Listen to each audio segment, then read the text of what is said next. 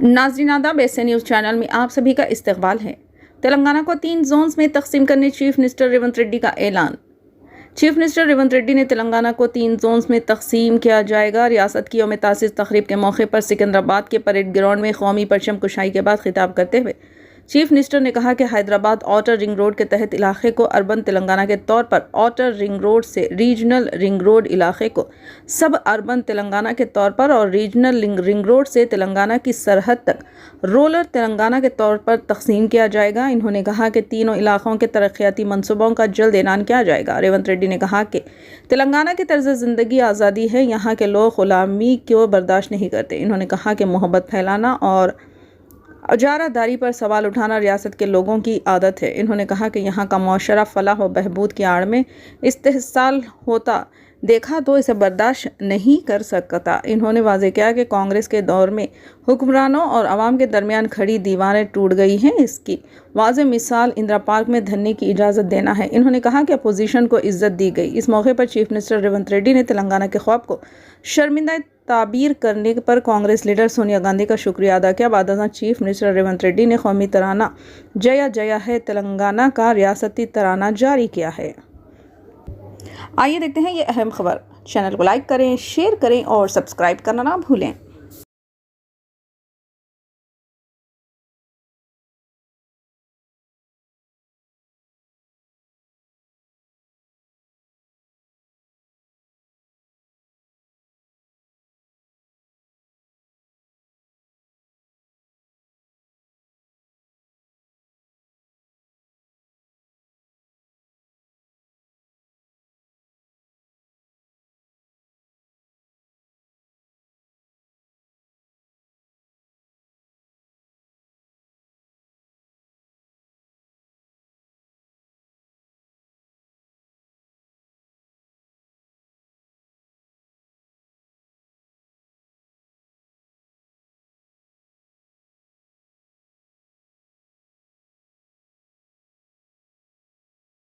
విని పరిష్కరిస్తున్నాం.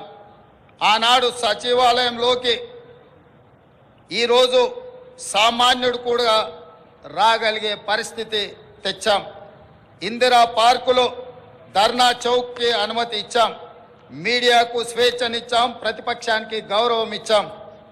మా నిర్ణయాల్లో లోటుపాట్ల సమీక్షకు అవకాశం ఇస్తున్నాం. తప్పులు జరిగితే సరిదిద్దుకోవడానికి సిద్ధంగా ఉన్నాం. మేమే సర్వజ్ఞానులం అన్న భ్రమలు మాకు లేవు. అందరి సలహాలను సూచనలను స్వీకరించి చర్చించి ముందుకు వెళుతున్నాం. ప్రజలకు స్వేచ్ఛ, సామాజిక న్యాయం, సమాన అవకాశాలు ఇవ్వాలన్నది మా ప్రభుత్వం యొక్క ప్రాధాన్యత.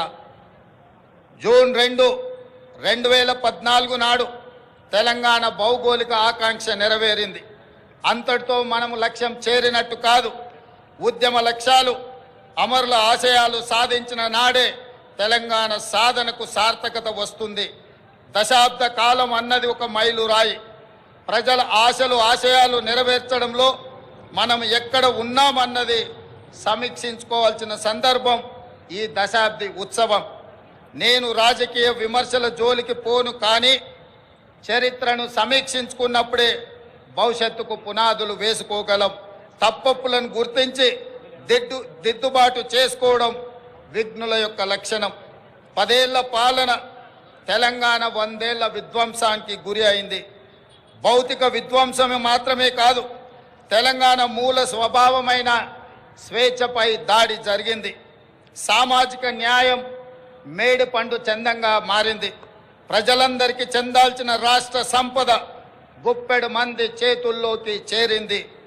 తెలంగాణ సంస్కృతి, సాంప్రదాయాలు విధ్వంసానికి గురయ్యాయి.